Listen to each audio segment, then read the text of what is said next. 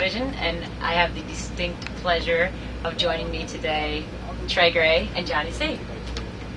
Trey plays for Brooks and Dunn. We are here in Atlanta. They're getting ready to play tonight at High Five Eyes Amphitheater. Say hey, guys. Hello. What's happening?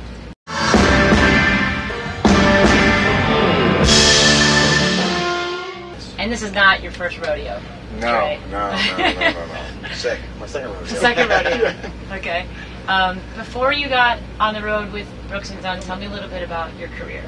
Where you were before Brooks and Dunn. Okay. I was in Nashville, but I moved to Nashville from Indiana in 1990 to become, a superstar singer. I wanted to be a country singer. No, I'm teasing. And I did the local scene, played with a few bands, and then I got a gig with Faith Hill in 1994, just as she had her first single come out, and she went, through the roof. So I toured with her until 2001, and then she took some more time off, and then after you kind of establish yourself like that, you get to meet people, and then I got a call to do tour with Jewel for a couple of years. She was putting a new record out, so I came out and did that, and then I was on hiatus from Jewel, had 3 months off, and Dixon Ronnie called me.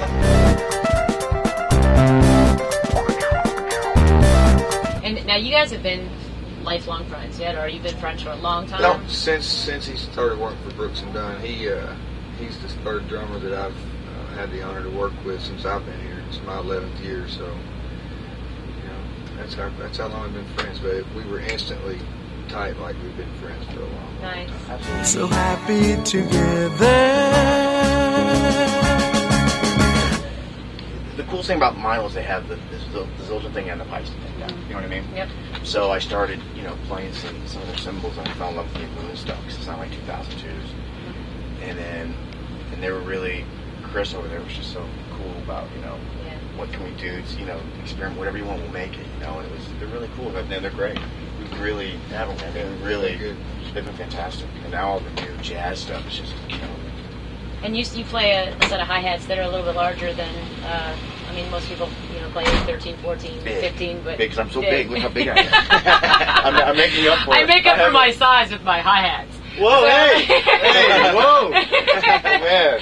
Did I say that? Yes, you did. Okay. But tell me a little bit about your hi-hats then. Well, the inspiration came from Steve Jordan, of course.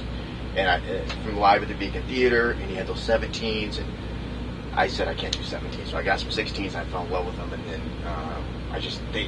I don't like hi-hats so bright, and I hate that. Yeah. And I really don't have very good technique, I really don't.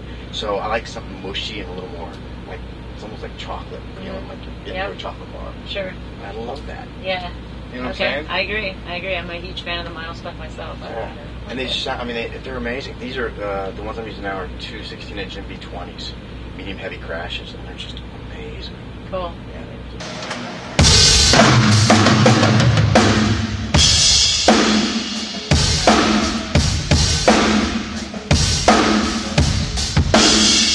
So we also spoke earlier that you have been recently, within the last 3 years, diagnosed with a disease, and you wanted to talk a little bit about that. Yeah, well, just the Huntington's thing.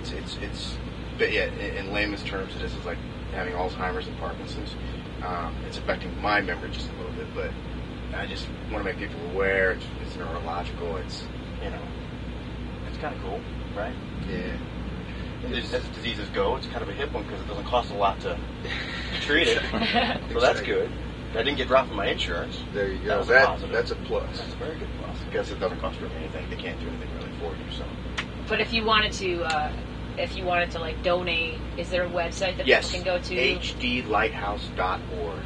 Okay, hdlighthouse.org. Yeah, it's great. It's fantastic. And there's a private donor, like I said, who doubles every, matches per dollar at the end of the year. Everybody's contributions.